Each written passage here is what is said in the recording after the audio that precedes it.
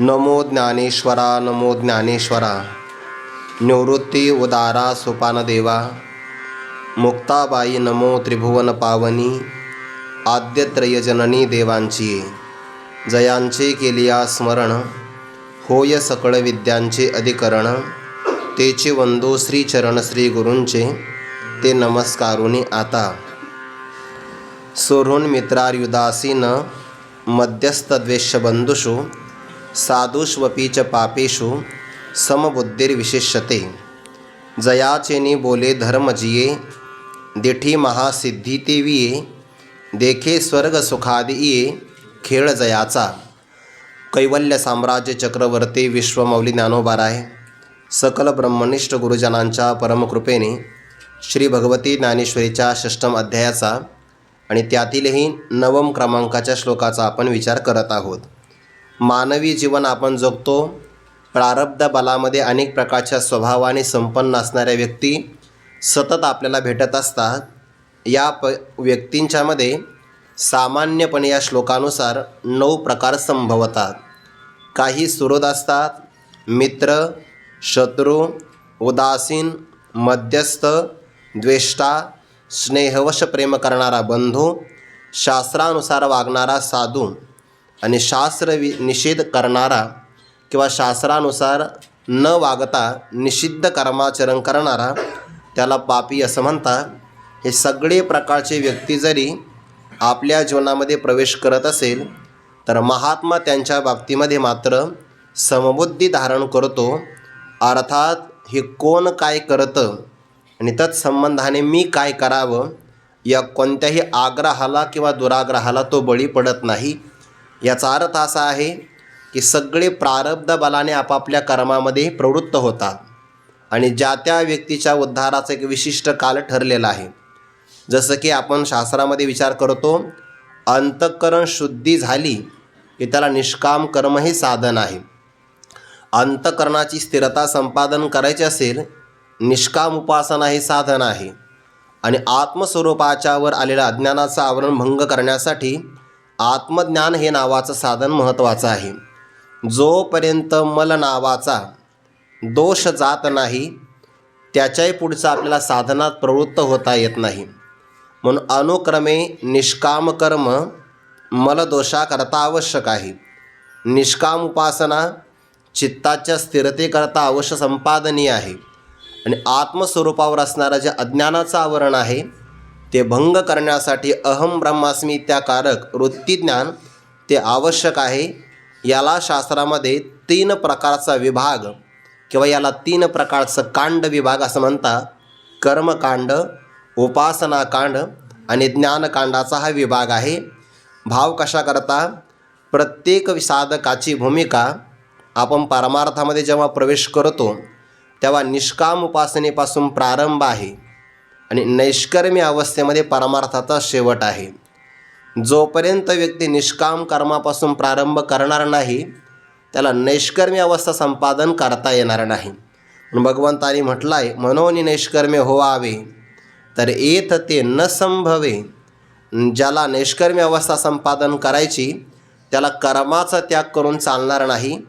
प्रारंभाची भूमिका कर्मापासून प्रारंभ केलीच पाहिजे, ते अवश्य संपादनीय आहे. या सर्वांचं तात्पर्य भाव असा होईल की साधकाला एका विशिष्ट क्रमाने जावं लागतं. जगातले सगळे मानव मात्र स्वामी विवेकानंदांनी त्यांच्या प्रवचनामध्ये असं सांगितलं आहे, या मनुष्य देहामध्ये आलेले किंवा अनंत कल्पापर्यंत किंवा अनंत देहामध्ये परिभ्रमण करणारे या सगळ्या जीवांचा जर आपण प्रवास पाहिला तर सगळे मोक्षाच्या दिशेनेच वाटचाल करतात. फक्त काहीचे साधना अतिशय उत्तम असल्यामुळे एची देही याची डोळा मुक्तीचा सोहळा ते अनुभवितात. पण काहीला जर प्रतिबंध असेल, भावी प्रतिबंध जर असला तर त्या व्यक्तीला आगामी जन्मामध्ये ज्ञान होतं. त्यामध्ये सुद्धा एक विचार सागरामध्ये संगती आली आहे की प्रारब्ध हे अनेक प्रकारचं असू शकतं. एखाद्याचं प्रारब्ध 10 जन्माचंही असू शकतं बरं. म्हणून जरी त्याने श्रवण मननादी साधनं केले तरी त्याला त्या जन्मात ज्ञान नाही होत, शेवटच्या जन्मामध्ये ज्ञान होतं. कारण सिद्धांत असा आहे ब्रह्मज्ञान झालं की नस पुनरावर्तते, नस पुनरावर्तते, ब्रह्मवेद ब्रह्म एव भवती, आणि ब्रह्मस्वरूपाला जन्म नाही. ब्रह्मज्ञान झाल्यानंतर जर जन्म येत असेल तर ज्ञानाला व्यर्थत्व येईल. म्हणून आणि प्रारब्ध कर्म भोगल्याशिवाय तर पर्याय नाही.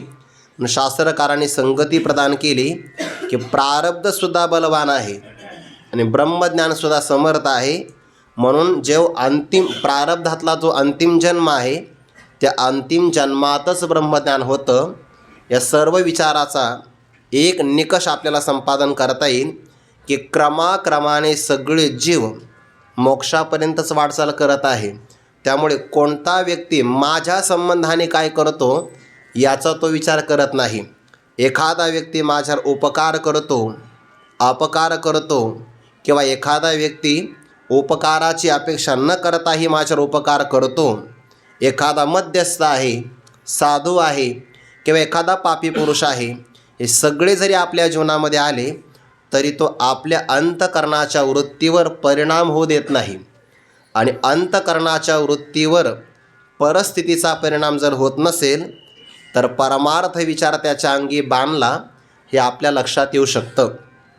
परमार्थामध्ये परिस्थिती बदलणं महत्त्वाचं नाही आहे. परमार्थामध्ये आल्यानंतर मनस्थिती बदलणं महत्त्वाचं आहे. नाहीतर मग सांगताना लोक सांगतात सामान्य नाही 50 वाऱ्या केल्या मी, बदल काय? परिस्थिती बदलण्यामध्ये नाही, मनस्थितीमध्ये बदल काय झाला? ज्या दिवशी आपली साधना लोकांना कळावी असं आपल्याला वाटतं आणि लोकांना साधना कळावी यासाठी जो प्रयत्न केला जातो त्या दिवशी आपल्या साधनेला ग्रहण लागतं. साधना संपुष्टामध्ये एखाद्या व्यक्तीने एखादी चांगली चाल म्हणणं अभंगाला चांगली गोष्ट आहे, पण तेवढी चाल शूटिंग करून व्हायरल करणं हे चांगलं नाही. ओघात झालं तर ठीक आहे ना, पण त्याच्यासाठी ते विशिष्ट प्रकारचा टास्क करणं, आपण केलेली विद्वत्ता, आपला अभ्यास, आपली साधना, नामस्मरण, दान, पुण्य, परोपकार हे व्यक्तीला ज्या दिवशी असं प्रगट करावंसं वाटतं त्या दिवशी त्या साधनेला परमात्म प्राप्ती साध्य राहत नाही. लोकांना प्रसन्न करावं, लोकांना आपल्याकडे आकृष्ट करावं याकरता बराचसा टास असतो. परमार्थ अंतरंगातला असावा. मनस्थितीमध्ये बदल झाला तर आपली साधना योग्य दिशेने आहे. परिस्थितीमध्ये नाही बदल होत. परिस्थिती बदलते ते प्रारब्धाने बदलते आणि मनस्थिती बदलते ते प्रयत्नाने. आणि आपला पुरुषार्थ करावा, प्रयत्न करावा तर तो आपल्या मनस्थितीमध्ये बदल करण्यासाठी. आणि महापुरुष मनाचाच बदल करतात. मन करा रे प्रसन्न, तुकोबर आपल्याला आवाहन करतात. सर्व सिद्धीचे कारण मोक्ष अथवा बंधन, सुख समाधान इच्छा वर्म आहे बरं काही. ज्या व्यक्तीला हे वर्म कळतं की नाही, आपलं सुख, समाधान, शांती, आनंद हे सगळं आपल्या मनावर अवलंबून आहे. ज्या व्यक्तीला ही हातवटी येते त्याचा परमार्थाचा प्रवास लवकर होतो. आणि जो व्यक्ती आपलं समाधान, सुख, शांती, आनंद विषयावर अवलंबून किंवा जगतातल्या व्यक्तिमत्वावर अवलंबून ठेवतो तो व्यक्ती कधीच समाधानी होऊ शकत नाही. कारण सगळी परिस्थिती बदलते आहे आणि बदलणाऱ्या घटकाला गृहीत धरून व्यक्ती जर समाधानी होत असेल तर त्याचा प्रयत्न म्हणजे मृगजळाने आपली तहान भागावी असं विचार करण्यासारखा आहे. इथं समुद्राच्या पाण्याने तहान भागत नाही कारण ते खारं पाणी आहे, तर मृगजळाच्या पाण्याने तहान भागेलच कशी. म्हणून थोडाच परमार्थ असावा विचारात. वैकुंठवासी गुरुवारी ते तुकाराम महाराज शास्त्री महामुनी सांगायचे, मनुष्याने पोतभर लाह्या खाण्यापेक्षा 4च बदाम खावे, 4च, पण ते पुष्टीकारक असतात. अगदी थोडाच परमार्थ करा पण तो विचाराचा केला पाहिजे. आपल्या विचारामध्ये हे कायम मनी मानसी असावं. म्हणजे साधना करतो ती बऱ्याचदा एखाद्या कधी कधी म्हणजे ओघात बरं, कोणावर निंदा नाही. काही माणसं आहे ना घरी पूजा अर्धा तास करतात, घरी अर्धा तास पूजा, सप्त्याला गेल्यावर 1 तास. कशाला आहे? कारण लोक येतात ना, मग ते दाखवता पाहिजे परमार्थ. यासाठी नाही आहे. मनस्थितीमध्ये बदल महत्त्वाचा आहे. परिस्थितीचं प्रारब्धाने बदलणार आहेच, परिस्थितीवर काही अवलंबून नाही. समबुद्धीर विशिष्यते, हे सगळं तो जाणतो आहे की विश्व हा अलंकार आहे, परब्रह्म नावाच्या सोन्यापासून तयार झाला आहे. म्हणून यांची नामेही अनाने, अनारिसे वर्तने, वेशही शिनाने आघव्यांचे. या सर्वांचं नाव वेगळं आहे, वेशभूषा अनेक प्रकारचे आहे, वर्तनही प्राणीमात्रांचं वेगळं आहे. असा भेदाचा व्यवहार दिसतानासुद्धा तो त्यातला अभेद असणारा परमात्मा पाहतो. तोच समबुद्धी, हे अनारिशे नव्हे जाणे, तोच समबुद्धीला प्राप्त झालेला महात्मा जो विषमामध्ये सुद्धा समान पाहतो. सुखदुःख समान, सुखदुःखे समे कृत्वा समदुःख सुखस्वस्थः. सगळीकडे गीतेमध्ये ही समानतेची लक्षणं आलेली आहे. अशा महात्म्याचं नाव तीर्थरावो.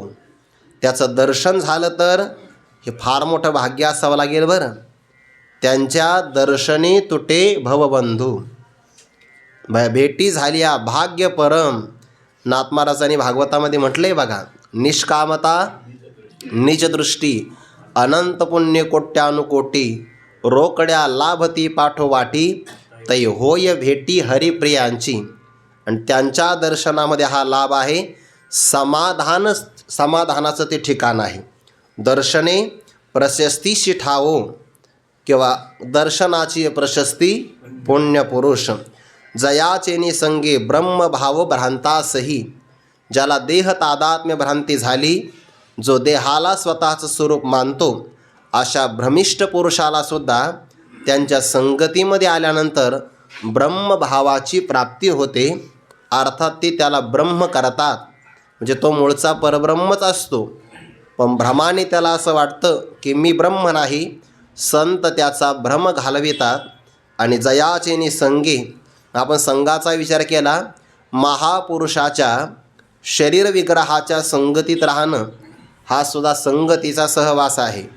आणि महापुरुषांनी तयार केलेले ग्रंथ, त्या ग्रंथाच्या कायम स्वाध्याय, पारायण, मनन, चिंतन करणं हा सुद्धा महापुरुषांचा संघच आहे. ज्ञानोबारायांच्या अवताराच्या कालामध्ये आपल्याला जन्म मिळाला नाही, त्यामुळे ज्ञानोबारायांचा असणारा जसं की नाथ महाराजांना साक्षात्कार झाला, दिव्य तेजपुंज मदनाचा पुतळा, या बाबतीमध्ये आपलं एवढं भाग्य नाही.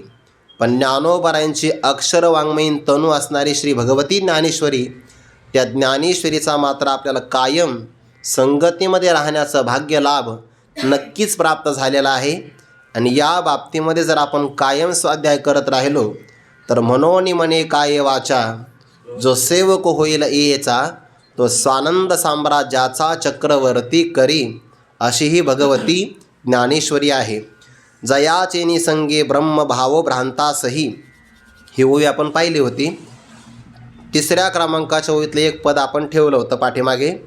जयाचेनी बोले धर्मजिये, दिठी महासिद्धी तेविये, देखे स्वर्ग सुखादिये, खेळ जयाचा. हे स्वर्ग सुखादी संत प्रसन्न झाले तर सहज प्रदान करू शकतात.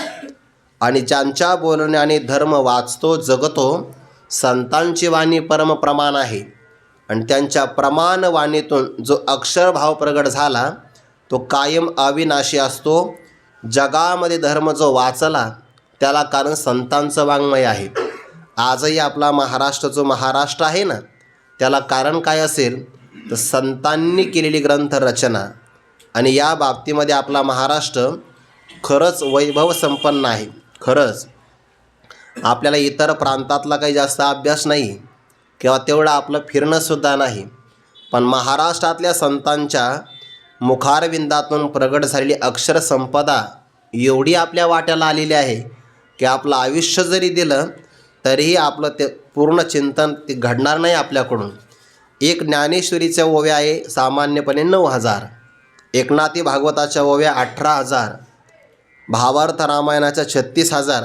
हे मोठे मोठे आकडे आहेत. तुकोबारायांची अभंग गाथा, नाथ महाराजांची अभंग गाथा, बाकीचे इतर असणारे प्रकरण ग्रंथ, ज्ञानोबारायांची अभंग गाथा, चांगदेव पासष्टी, अमृतानुभव, हरिपाठ, असं किती सगळ्या संतांचं नामदेवरायांचं वाङ्मय, सावता महाराज, गोरोबा काका, चोखोबाराय, सगळ्या संतांचं वाङ्मय जर आपण पाहिलं तर त्या वाङ्मयाच्या अभ्यासासाठी, चिंतनासाठी आपलं आयुष्य नक्कीच कमी पडेल. आणि ज्या अर्थी मराठी भाषेमध्ये हे वाङ्मय आलं, मराठी भाषिकाशिवाय इतर कोण भाग्यवान आहे. पण असं असतानाही जर मराठी भाषिकांना ते वाङ्मय जर आवडत नसेल किंवा आपल्या कीर्तन प्रवचनामध्ये ते म्हणावंसं वाटत नसेल, तर मग बाबा सांगत असतात, श्रीमंत बापाची दरिद्री मुलं. दुसरा त्याचा काही अर्थ नाही. एवढी समृद्ध वाङ्मय संपदा आपल्याकडं असताना त्या वाङ्मयातून काय काय झालं आहे, काय काय झालं, हे सगळं झालं आहे बघा. वाढावया सुख किंवा वाढविले सुख, भक्ती भाव धर्म, कुळाचार नाम विठोबाचे, अवतार तुम्हा धराया. कारण या अवताराचं प्रयोजनच हे आहे की ज्यांच्या बोलण्यातून धर्म वाचतो आहे आणि धर्म जगताची सुप्रतिष्ठा राखण्याकरता आवश्यक आहे. धर्म जर वाचला तरच जगाचं रक्षण आहे, नाहीतर नाही. धर्मो रक्षती रक्षितः. जो धर्माचं रक्षण करतो, धर्म त्याचं रक्षण करतो. आणि जगाचं रक्षण करण्याकरता धर्म महत्त्वाचा आहे. सत्य बोलणं धर्म आहे.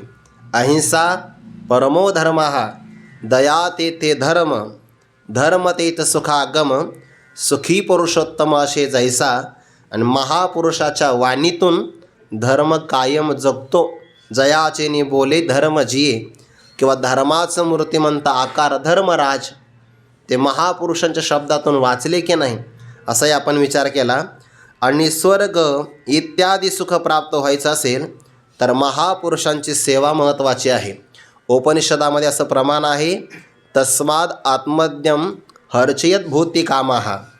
ज्या पुरुषाला ऐश्वर्य संपादन करायचं असेल त्याने आत्मज्ञानी महापुरुषांचं पूजन करावं. तस्माद आत्मज्ञम ही अर्चयेत भूतिकामः. भौतिकाम म्हणजे ऐश्वर्याची अपेक्षा असणारा, त्याने सुद्धा तत्ववेत्या महापुरुषांची सेवा करावी. त्यांच्यामुळे सगळं सुख प्राप्त होतं.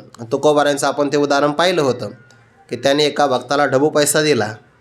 तो तीर्थयात्रा होईल कशी, काही नाही म्हणे. दररोज खर्च करायचा आणि त्यातला एक पैसा फक्त खिशात ठेवायचा. रात्रभरामध्ये पुन्हा या पैशाचं रूपांतर मोठ्या पैशामध्ये होईल. सगळ्या प्रकारचे सुख ते प्रदान करू शकता.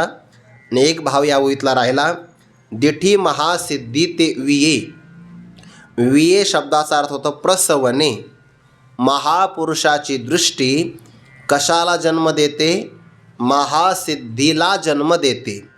सिद्धी शब्दाचा अर्थ आहे सामर्थ्य. आणि त्या सिद्धीमध्ये काही प्रकार आहे. श्री एकनाथी भागवतामध्ये सिद्धीचे प्रकार सांगण्याकरता स्वतंत्र एक अध्याय आलेला आहे. हे ज्योतिष सांगणंसुद्धा सिद्धी आहे. आपण बोलल्याला खरं होणं हे वाचा सिद्धी आहे. अशा सिद्धीचे अनेक प्रकार आहे. एखादा मनुष्य जर 12 वर्ष खरं बोलला म्हणजे हे खरं आहे बरं. 12 वर्ष जर नुसता खरंच बोलला, अजिबात खोटं बोलायचं नाही.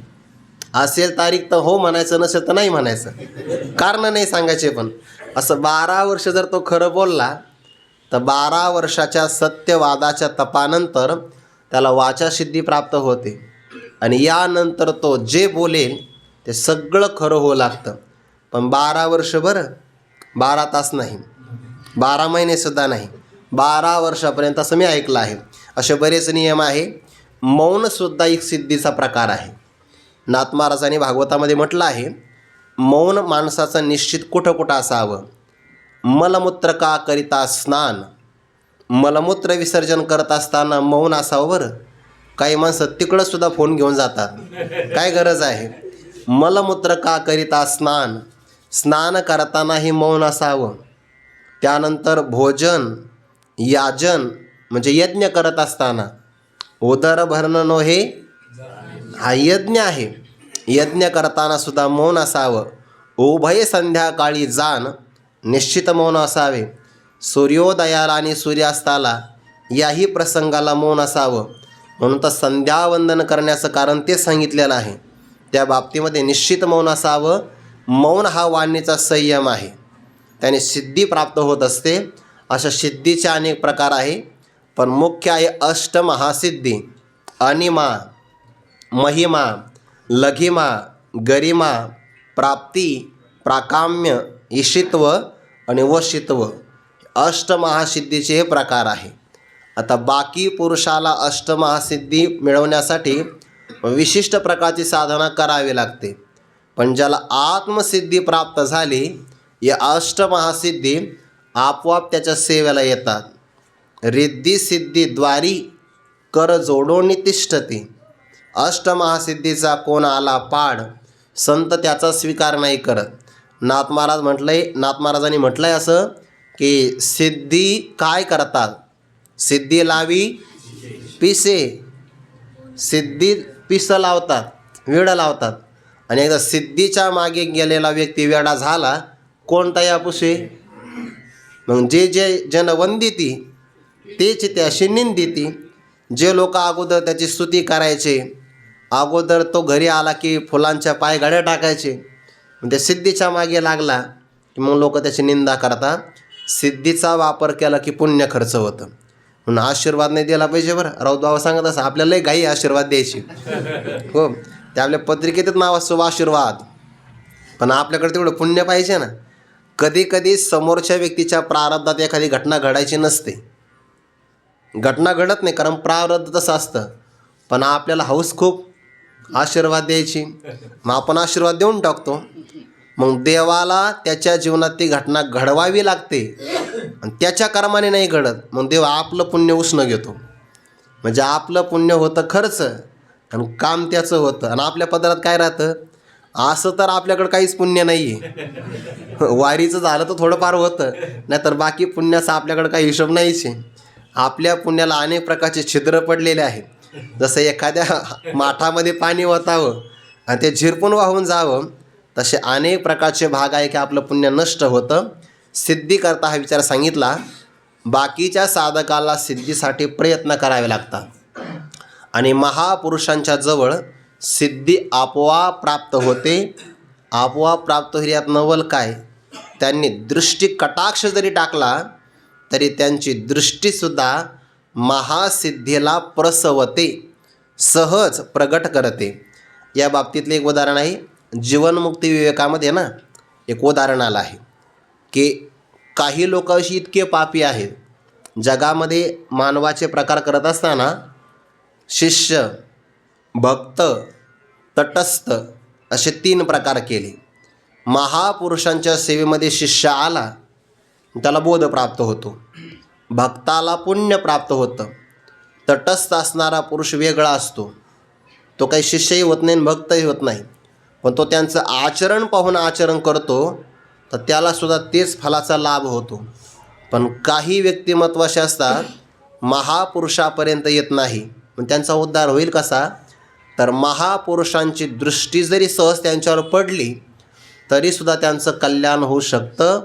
म्हणूनच सदा संतोपि गंतव्यः यद्यपि उपदिशन्ति न याही स्वैरकथास्तेषां उपदेशा भवन्ति ताः.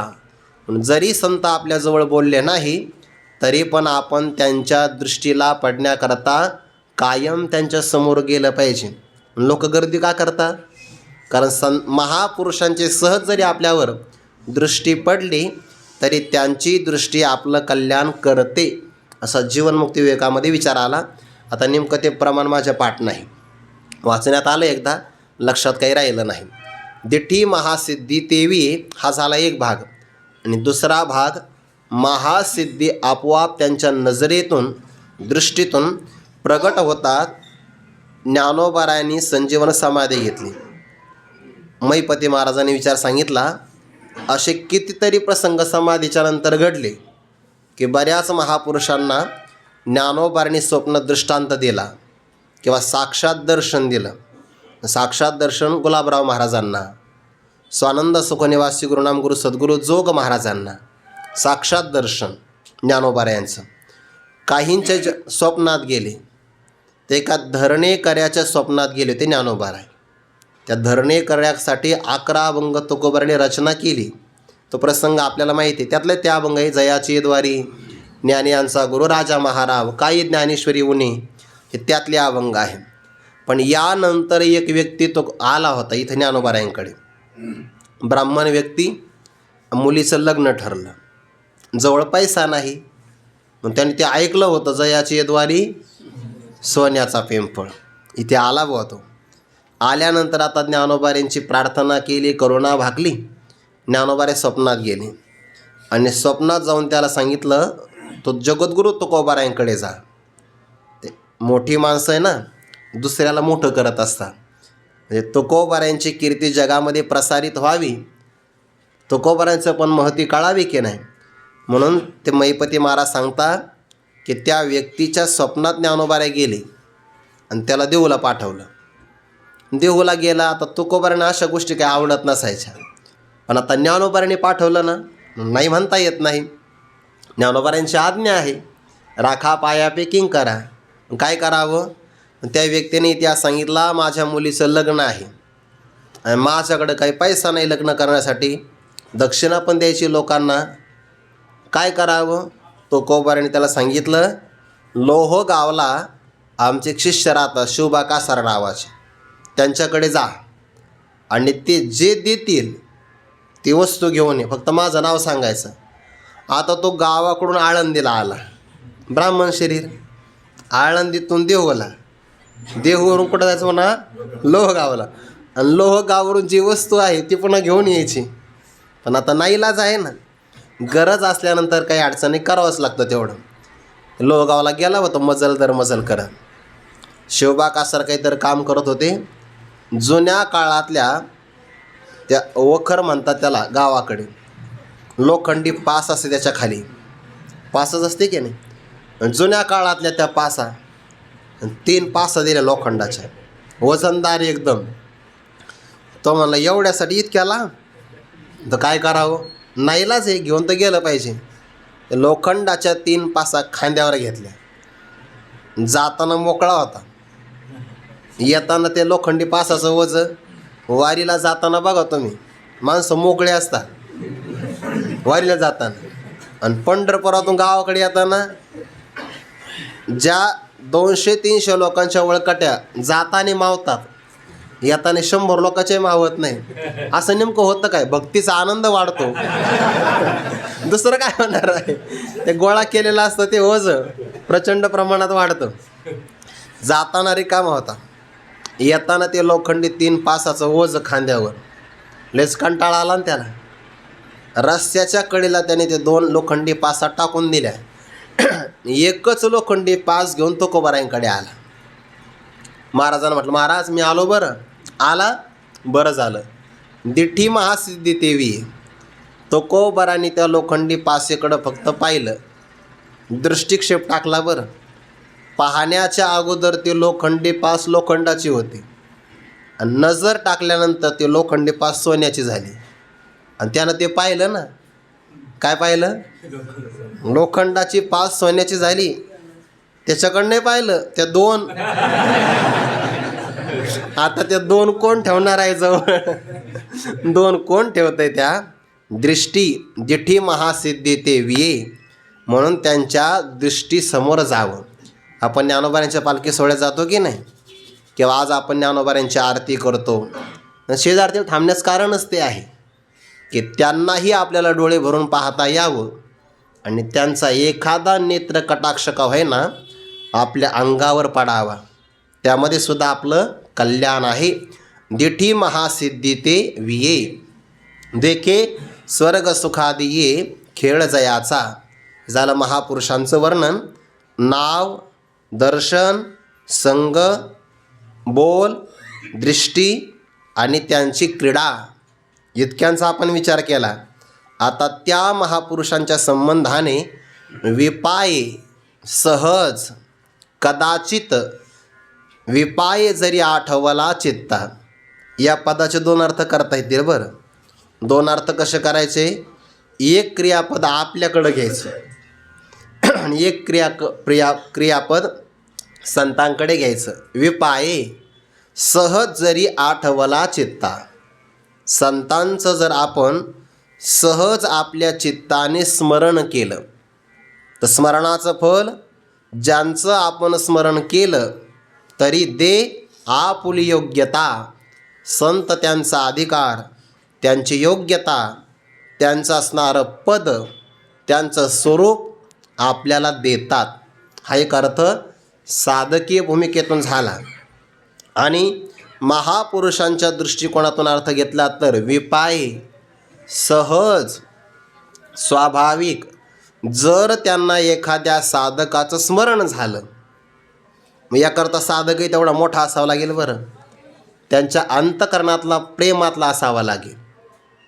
जर त्यांना स्मरण झालं त्या साधकाचं, तर स्मरणाबरोबर दे आपुली योग्यता, किंवा त्यांच्या समोर तो आला की संत त्याला आपली योग्यता प्रदान करून देतात.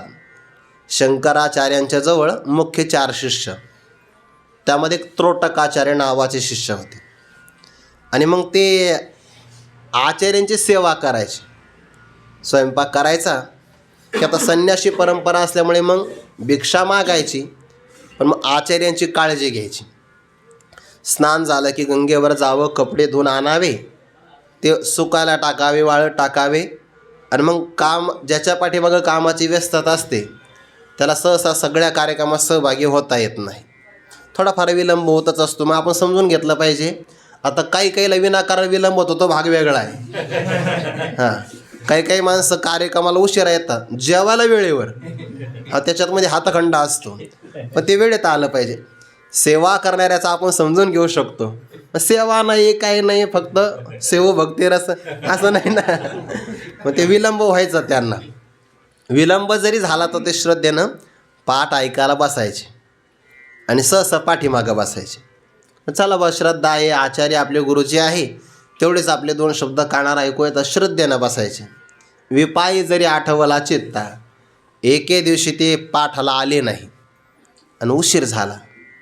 आता जे त्यातले बुद्धिमान शिष्य जे होते ते म्हणाले, आम्ही 7ला चालू, अजून गुरुजीने पाठ सुरू नाही केला, पुढेही बहुत करणे आहे, आम्हाला बाकीचे काम आहे, पाठ सुरू करायला पाहिजे होता आतापर्यंत, असं घडतं. त्या मनातल्या मनात कुचबुच सुरू झाली. एका जणाने प्रार्थना केली, आचार्य बघा सांगण्याची परंपरा कशी, पाठ सुरू करा असं नाही म्हणतायत, आचार्य बराच वेळ झाला, असं वाक्य असतं. ते काही माणसं नाही का, वाक्य वेगळं असतं ना अर्थ वेगळा असतो. समजा आता इथं कोणी म्हणणार नाही, पण कदाचित एखादी व्यक्ती म्हटली, महाराज 8 वाजले, तर 8 वाजले हे सांगायचं नाही, सोडा आता. असंही वाक्याचा अर्थ आहे. आचार्य बराच वेळ झाला, तब्येत बरी नाही का, पाठाला विलंब होतोय, तब्येत बरी आहे, करा ना मग पाठ सुरू. नाही ना म्हणे, अजून आमचा त्रोटक नाही ना आला. काय भाव असेल, आमचा त्रोटक नाही आला अजून, येऊन काय फायदा आहे म्हणे, अनुवाद करून देत नाही, पाठातलं काही समजत नाही, आणि त्यांच्यासाठी तुम्ही वेळ घेताय. नाही म्हणे, ते आल्याशिवाय पाठ सुरू नाही होणार. त्रोटकाचार्य आले त्या दिवशी उशिरा, आणि आचार्यांनी दे आपुली योग्यता त्यांना समोर बोलवलं. ते संकोचित मनाने सारे हात जोडून, माझं काही चुकलं का आचार्य? काही चुकलं नाही म्हणे, समोर ये. समोर आल्यानंतर आचार्य खाली उतरले आणि त्याला आसनावर बसविलं. विपाय जरी आठवला चित्ता, तरी दे आपुली योग्यता. दिली ना आपली योग्यता. परिणाम हा दिठी वाजयावरी झळके, की हा पद्म करू माथा पारोखे, तो जीवची परी तुके महेशेशी, जी आपुलिया स्नेहाची वागेश्वरी, जरी मुखे याते अंगीकारी, तो वाचस्पती शिकरी प्रबंध होडा. त्या दिवशी त्रोटकाचार्याने असा पाठ सांगितला, आचार्यसुद्धा एक पाऊल मागं राहिले, तरी ते आपुली योग्यता. किंवा प्रसिद्ध उदाहरण आपल्यासमोर आपल्या संप्रदायातलं आहे, शांती ब्रह्मसंत श्री एकनाथ महाराजांचं उदाहरण. भावार्थ रामायण तयार करायचे की नाही, लक्षात आलं की आपलं आयुष्य कमी आहे आणि एवढा मोठा ग्रंथ आपल्या आयुष्यातून आपल्याकडून पूर्ण होणार नाही. पण नाथ महाराज म्हणतात की मला प्रभू रामचंद्र दिवसाही सहाय्य करायचे, रात्री डोळा लागला की रात्री मला जाग करायची, ग्रंथ पूर्ण करा, विश्रांतीमध्ये वेळ वाया घालवू नका. असं करता करता भावार्थ रामायण पूर्ण होत आलं, थोडं बाकी राहिलं. आणि नाथ महाराजाने सांगितलं, आता आम्हाला या देहाचा त्याग करून निघून जायचं. बाकीचे भाविक लोक म्हणले, मग उरलेला ग्रंथ कोण करणार? गुरुजींचं शेष कार्य जो पूर्ण करतो त्याला शिष्य म्हणतात. शास्त्रातला हा विचार आहे. गुरुजींच्या हातून राहिलेलं शेष कार्य म्हणजे शिल्लक कार्य पूर्ण करतो त्याला म्हणतात शिष्य. हे त्यांचा भाव आहे. मग आता ते आलं कोण होतं तिथं? गावबा नावाचा एक बालक आलेला होता. झालं असं होतं की एका सणाच्या दिवशी गावबांच्या आईनं पुरणपोळ्याचा स्वयंपाक केला. आजही गावाकडे पुरण थोडं शिल्लक घातलं जातं. आजही दुपारी पुरणपोळी केली तर सायंकाळीसुद्धा पुरणाची पोळी असतेच. आणि ते पुरण काही खराब होत नाही. भाग्य असेल तर दुसऱ्या दिवशी सकाळी पुरणपोळी मिळते परत आपल्याला. सहसा ते काही खराब होत नाही. शिल्लक केलं जातं गावाकडे. मग आता आईच आहे, कळवळ्याची जाती करी लाभावी न प्रीती, पुरणपोळी खाऊ घातली. इतकी आवडली त्याला. म्हणून आई मला संध्याकाळी पण ठेव बरं. मग आईने स्वतः नाही खाल्ली, त्याच्याकरिता ठेवली. दुसऱ्या दिवशी पण सकाळी त्याला आवडली म्हणून दिली. सकाळी केला नाश्ता त्याने. काही काही विद्यार्थी लय जागरूक असतात या बाबतीमध्ये. त्यांना कळतं या आश्रमामध्ये रात्री गुलाबजामुन उरलेले आहे. एरवी 4ला उठत नाही. त्या दिवशी ब्रह्ममुहूर्ते उत्थाय, ब्रह्ममुहूर्तावर ते उठतात. आणि काय नाही बघा, पातेलच फक्त खाली ठेवतात, कारण का ते धुवावं लागतं ना. जामून संपले त्यातले, असं घडतं. मग आता ते सकाळी हट्ट पुरणपोळी त्याने खाल्ली. दुपारी त्याने हट्ट केला आणि आईने सांगितलं, बाळा आपली परिस्थिती काही एवढी श्रीमंत नाही की दररोज तुला पुरणपोळी खायला भेटेल. तो म्हणला, मी याच्याशिवाय दुसरं काही खाणारच नाही. खाईल तर तुपाशी, नाही तर मग उपाशी. असंच आहे. कधी कधी प्राण संकट आलं तर नियमाला अपवाद असतो, चालतं नाही म्हणे, अपवाद वगैरे तडजोड नाही. खाईल तर तुपाशी, नाही पुरणपोळी, दुसरं काही खाणार नाही. मग आता आई आहे ती बिचारी, काळजी पडते की नाही. पण त्या आईला माहिती होतं इथे पैठणला श्रीमंत आणि शांत श्री संत एकनाथ महाराज राहतात. आणि श्रवण करायला आलेल्या भाविकाला ओंझळ खडी साखर देतात. दररोज देवाला पुरणपोळीचा नैवेद्य आहे. आपला मुलगा तिथं घेऊन जाऊ. ती आई घेऊन आली मुलाला. महाराजांना सांगितलं, हा माझा बालक ऐकत नाही, माझी परिस्थिती नाही, तुमच्या चरणाजवळ ठेवा, काही हरकत नाही. नाथांचं दयाद्र अंतकरण. पण बालका तू काय करणार? म्हणे करणार काही नाही. तुम्ही मला सकाळी उठा, काकडा, विष्णू सहस्त्रनाम, ज्ञानेश्वरी पारायण, गाथा, भजन, त्यानंतर पुन्हा पंक्ती वाढा, प्रवचनाला बसा, हरिपाठ, कीर्तन, जागर, असलं काही नाही. फक्त पुरणपोळी, दुसरं काही नाही. सरळ अंतकरण होतं त्या बालकाचं. नाथांना ते पण आवडलं. सरळ अंतकरण. महाराज ज्याचं अंतकरण सरळ आहे ते व्यक्ती स्पष्ट बोलतो. ज्याचं अंतकरण मोकळं असतं तोच माणूस मोकळं बोलू शकतो. सरळ सांगितलं, मी काही करणार नाही, फक्त पुरणपोळी खाण्यासाठी आलो आहे.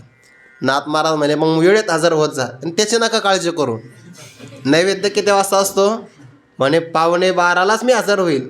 12ला तर तुम्हाला प्रतीक्षाही करू द्यावी लागणार नाही. त्याचाच आदर्श बरेच साधक घेतात. 11:15 कीर्तन 10 ते 12 असो, 11:15ला हजर व्हायचं. म्हणजे आणि त्यांना बरोबर कळतं सुद्धा वाढ कुठून होणार आहे. अभ्यास आहे त्याचा सुद्धा. सांगतो तुम्हाला नंतर मी तो कसा करा. फक्त पुरणपोळी खाणार, दुसरं काही करणार नाही. नाथांचं अंतकरण आहे. दररोज पुरणपोळी खायची, दररोज. भावार्थ रामायण पूर्ण करायचं, थोडं शिल्लक राहिलं. विपाय जरी आठवला चित्ता, तरी ते आपुली योग्यता. नाथ महाराज म्हणले, आता आम्हाला प्रयाण करायचं आहे. भाविक श्रोते म्हणले, महाराज हे ग्रंथ पूर्ण कोण करणार? आपला गावबा आहे ना. लोक म्हणले, गावबा आणि ग्रंथ पूर्ण करणार? अहो महाराज, ज्या दिवशी नाश्ता त्या दिवशी तो पाठाला येतो. एरवी कधी येत सुद्धा नाही, आणि तो ग्रंथ पूर्ण करणार का? नाथ महाराज म्हणले, तुम्ही काळजीच करू नका. विपाय जरी आठवला चित्ता, तरी दे आपुली योग्यता. नाथ महाराजांनी पाहिलं, आजही विद्यापीठ स्तरावर अगदी चांगल्या प्रकारची विद्या वाचस्पती पदवी संपादन करणारी सुद्धा निवड करू शकत नाही की कोणती ओवी नाथ महाराजांची आहे आणि कोणती ओवी गावबा महाराजांची आहे. का? तरी ते आपुली योग्यता, जी योग्यता आपुली आहे तीच योग्यता ते समोरच्या साधकाला प्रदान करतात. त्यांना ते आठवतं बरं, स्मरण होतं त्यांना. आणि आपण स्मरण केलं तरी त्यांची योग्यता प्राप्त होते, किंवा त्यांना जर आपलं स्मरण झालं, आठव झाला साधकाच्या विषयी की याला योग्यता दिली पाहिजे, योग्यता देऊ शकतात. विपाये जरी आठवला चित्ता तरी दे आपुली योग्यता, हे असो तया ते प्रशंसिता लाभ आती. ज्ञानोबा म्हणतात हा सगळा विचार आता राहू द्या. तया ते या ब्रह्मबुद्धी या समबुद्धी महात्म्याला जर आपण त्याची प्रशंसा केली, स्तवन किंवा स्तुती केली तर आपल्याला फार मोठे लाभ प्राप्त होतात. साधूची स्तुती करण्यामध्ये पहिला लाभ आहे वाचा विसवे ते साधू कथा. आजही आपल्या संप्रदायामध्ये काही महापुरुषांची वाणी ऐकतच राहावीशी वाटते. का? कारण त्यांच्या वाणीला लोकांची स्तुती करण्याचा कलंक लागलेला नाही. वाक्य परत बोलतो हां. त्यांच्या वाणीला आयोजक नियोजक लोकांची किंवा राजकारणातल्या क्षेत्रातल्या लोकांची, योग्यता नसणाऱ्या लोकांची व्यर्थ स्तुती करण्याचा कलंक त्यांच्या वाणीला लागलेला नाही. म्हणून त्यांची वाणी ऐकतच राहावीशी वाटते.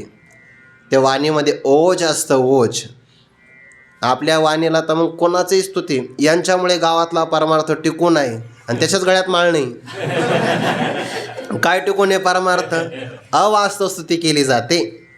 म्हणून ज्ञानोबा म्हणतात ना, असोत ये वायानी काय सिमूर्खांची बोलोनी, वाया वाढविता वाणी शेनेल हन. आपण व्यर्थ जर पापी लोकांची स्तुती केली तर वाणीला शीन प्राप्त होतो. म्हणून मनुष्याने जास्त बोलू नये कोणाच्या संबंधाने. आणि आपण जर एकदा ती सवय लावली ना लोकांना, तर लोकांना अपेक्षा राहते की हे आमचं वर्णन करणार. असं चुकीचं काही दिसलं का तिथल्या तिथंच अगदी एक गाव दोन तुकडे आडनावाप्रमाणे केले पाहिजे ते. मग ते लोक पुढं चालून अपेक्षा करत नाही स्तुतीची. ऐके जेथ वाचा विसवे हे साधू कथा. साधूंची कथा जर केली तया ते प्रशंसिता लाभ वाते. पहिला लाभ कोणता? आपली वाणी विश्रांतीला प्राप्त होते. त्यानंतर दुसरा लाभ पुण्यवंत व्हावे, घेता सज्जनांची नावे. तिसरा लाभ तो का म्हणे पापे जाती संताची आजपे. चौथा लाभ आपण देवाला प्राणापेक्षाही प्रिय होतो. प्राणापेक्षाही परितयाचे चरित्र ऐकती जे, तेही प्राणा परोते. आवडती मज निरुते जे भक्त चरित्राते प्रशंसिती. जे भक्तांच्या चरित्राची प्रशंसा करतात देवाला ते आपल्या प्राणापेक्षाही जास्त आवडतात. हा चौथा लाभ आहे. आणि पाचवा लाभ, आपण जर त्यांची स्तुती केली तर आपलं जे हरवलेलं अप्राप्तवत असणारं जे आत्मवस्तू ते आपल्यालाच प्राप्त होते. तैसे हारपले आपण पे पावे, ते संतान ते पाहता गिमसावे. मनोनी वानावे ऐकावे तेची सदा. म्हणून कायम तेच ऐकलं पाहिजे, कायम तेच वाचलंही पाहिजे. आपण हे कायम संत पुरुषांची लक्षणं ऐकतो ना, संत पुरुषांची लक्षणं का ऐकावी? का आता शाळेत ऐकेने मला माहिती नाही, पण मला आठवतं आहे की शाळेमध्ये असताना आम्हाला काही पुस्तक असायचे, अभ्यासक्रमात नसायचे, शाळेतल्या नियोजित. आणि ते मला एका पुस्तकाचं अजूनही आठवतं, छान छान गोष्टी असं म्हणून एक पुस्तक होतं बघा. त्याच्यामध्ये रामायणातल्या गोष्टी असायच्या, महाभारतातल्या गोष्टी असायच्या. आणि त्या गोष्टी जर बालमनावर बिंबल्या की तशा प्रकारची एक भावना तयार व्हायची. आता इटिंग शुगर नो पाप्पा आहे, म्हणजे साखर खाऊन म्हणायचं मी खाल्ले नाही. आणि कसं काय सत्यमेव जयते होईल मग? म्हणजे अगदी असत्य कसं बोलावं, शिक्षण इथून आहे. भाग आहे का नाही वेगळा भाग. बालमनामध्ये संस्कार रुजले पाहिजे. आपण वारंवार संतांची लक्षणं का ऐकतो आहे? कारण जो विचार मानसशास्त्र यातलं जो विचार कायम आपण ऐकतो, कायम चिंतन करतो, तशी आपली वृत्ती तयार होते. वृत्तीनुसार आपली कृती तयार होते आणि कृतीनुसार आपलं चारित्र्य तयार होतं. ज्याला चारित्र्य उज्ज्वल बनवायचं असेल ना, त्याने आपल्या कर्मावर लक्ष दिलं पाहिजे. आणि कर्माच्या अगोदर आपली वृत्ती बदलली पाहिजे. आणि वृत्ती श्रवणातूनच बदलते. म्हणून वानावे ऐकावे तेच सदा. मग काय काय ऐकावं?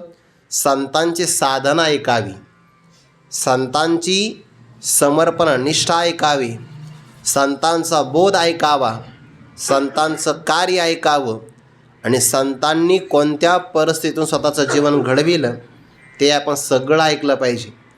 त्यांची स्तुती केली की देवाला ती आवडते. एखाद्या प्रसंगाला आपण देवाची स्तुती नाही केली तरी चालेल, पण संतांची स्तुती मात्र करावी, देवाला ती अत्यधिक आवडते. व्यवहारातलं उदाहरण आहे, आई वडील आपल्या समोर आले आणि एखादा बालक आला, बालकाची स्तुती केली ना तर माय बापाची वेगळी स्तुती करायचं कामच राहत नाही. त्याची स्तुती बालकाची केली स्तुती आई बापालाच आनंद होतो. तसं भक्तांची स्तुती केली की देवाची स्तुती करायची गरज नाही, आपोआप देवाला आनंद होतो. कारण देवाचं प्रेम आहे भक्तावर. किती प्रेम आहे? भगवान म्हणतात, तरी तयायसे दुसरे आम्हा पडियंते सोये रे, नाही का साचो कारे तुझी आन. यातून एक भाग असा आहे, तया ते प्रशंसिता लाभ आथी. त्यांची प्रशंसा जर केली, स्तुतिस्तवन केलं तर लाभ आहे. दुसरा याचा विरुद्ध भाव असा होईल, जर त्यांची आपल्याकडून निंदा झाली तर मग आपली फार मोठी हानी आहे, सगळ्यात मोठी हानी आहे. म्हणून तुकोबारायांनी म्हटलं आपल्या स्पष्ट शब्दामध्ये, स्तुती अथवा निंदा करावी देवाची चालते. देवाची स्तुती निंदा झाली तर चालते, पण हरिजनाची कोणा न घडावी निंदा, साहत गोविंदा नाही त्याची. म्हणून हरिजनांची स्तुतीच करावी, म्हणजे भक्ताची स्तुतीच करावी, निंदा चुकूनही करू नये. देवाची दोन्ही चालते, देवाला काही अडचण नाही. स्तुती करा निंदा करा, त्याला ती स्तुतीच आवडते. आणि लोकांच्या बाबतीत आपल्याकडे शब्द नाही, बोलूच नाही, कारण लोक शब्दाच्या योग्यतेचे नाहीत ना. एखाद्या व्यक्तीची निंदा केली तर पाप आहे आणि स्तुती केली तर त्याचा अहंकार वाढण्याचा संभव आहे. म्हणजे त्याचा अहंकार कोणी वाढविला? आपण. म्हणजे त्याच्या घाताला कारण आपण ठरतो. लोकाच्या बाबतीमध्ये शब्द जपून वापरावे. मी असे 2-4 महापुरुष पाहिलेत, प्रतिक्रियाच देत नाही ते कोणाच्याच विषयी, किंवा उघड तर प्रतिक्रिया देणार नाही. द्यायची असेल तर मग समोर एखाद्या एकांतात एका व्यक्तीला प्रतिक्रिया देईल आणि मोजक्याच शब्दामध्ये, किंवा प्रतिक्रिया देताना ते लगेच देत नाही, काही काळ जाऊ देतात आणि मग प्रतिक्रिया देतात.